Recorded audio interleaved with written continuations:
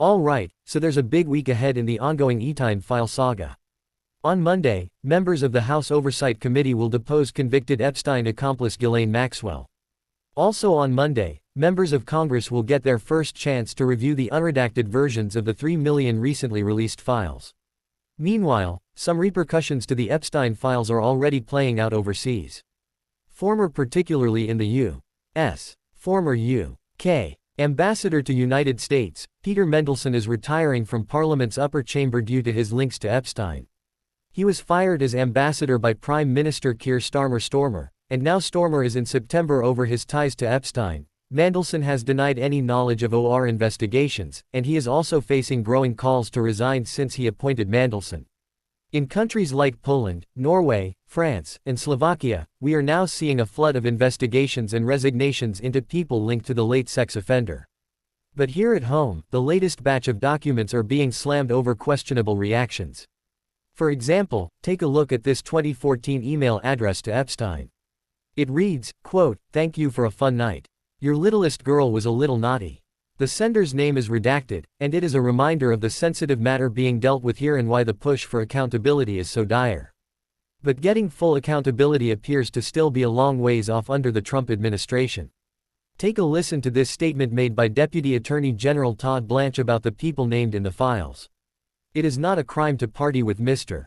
Epstein, and so as horrible as it's not a crime to email with Mr. Epstein, and some of these men may have done horrible things, and if we have evidence that allows us to prosecute them, you better believe we will.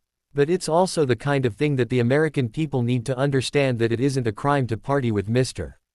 Epstein. Jacobs. She serves on the Foreign Affairs and Armed Services Committees. Congressman, it's good to have you here. And so as we mentioned, we're starting to see some fallout overseas, resignations, investigations. But here, domestically, the administration seems to at least be stonewalling any credible attempt at accountability. And it's interesting when you see the names that are redacted. And I want to get your thoughts on this whole redaction issue and certainly going forward in the week ahead. Some of the people whose names are redacted had some of the most disgusting and vile comments that were made. It wasn't just about partying, there were clearly innuendos and references to young girls in very disturbing ways. And yet there are names that are not redacted in the Epstein files. What do you plan on doing this week with the redaction and being able to access it? Do you think we're going to learn the names of some of these individuals? How do we get to that? Yeah, well, I'm glad that there is accountability in other countries, and we're going to keep working until there's full accountability here for anyone who committed a crime. And I am very concerned that the Trump administration's Department of Justice seems to have redacted a number of the co-conspirators while not protecting and not redacting the names of survivors, including even releasing naked pictures of them when they were girls, their addresses, other identifying information, which is blatantly against the law that we passed that said protect the survivors, but you cannot redact the names of the co-conspirators. But even with all the redactions, we know that Donald Trump is mentioned 38,000 times in the Epstein files. Donald Trump is literally mentioned more in the Epstein files than Harry Potter is mentioned in the Harry Potter books. And so, yes, I'm glad that we're making progress and we're going to get more information and more of these names are going to come out.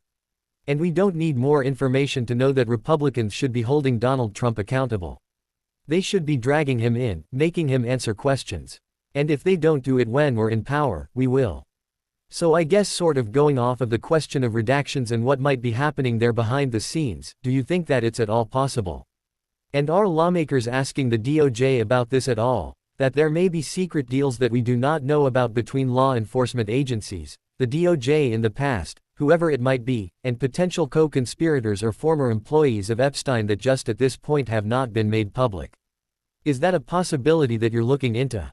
That's absolutely a possibility. And it's why we requested a justification for the redactions, because maybe there was some information and deal made, but they gave us no justifications for the redactions. And they've now said that they're done releasing files even though these are really only half the files and they are in clear violation of the law that was passed through the House, through the Senate and signed by the President.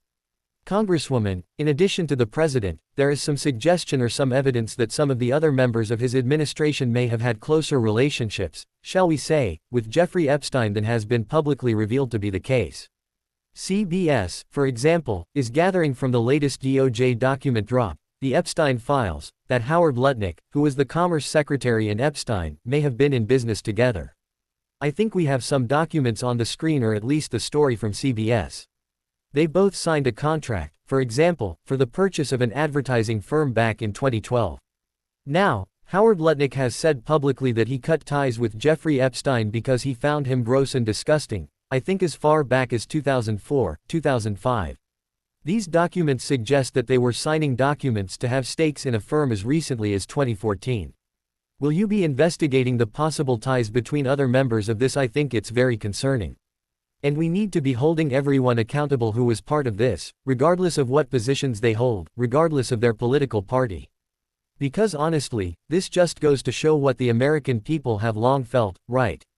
That if you're wealthy, if you're powerful, you get to play by a different set of rules and you're not held accountable. And it's time for that to end. I got to ask you about an important part of all of this, which is, and you just talked about the close ties Epstein had with so many people in the administration. As you know, there are a lot of questions as to whether or not Epstein was associated with foreign intelligence services and other governments. There have been reporting to suggest that he was linked to the KGB. There's reporting to suggest that he was linked to Israeli intelligence services. How do you go about investigating that? Because the Israeli Prime Minister has come out and said Jeffrey Epstein's unusual close relationship with Ehud Barak doesn't suggest Epstein worked for Israel, it proves the opposite.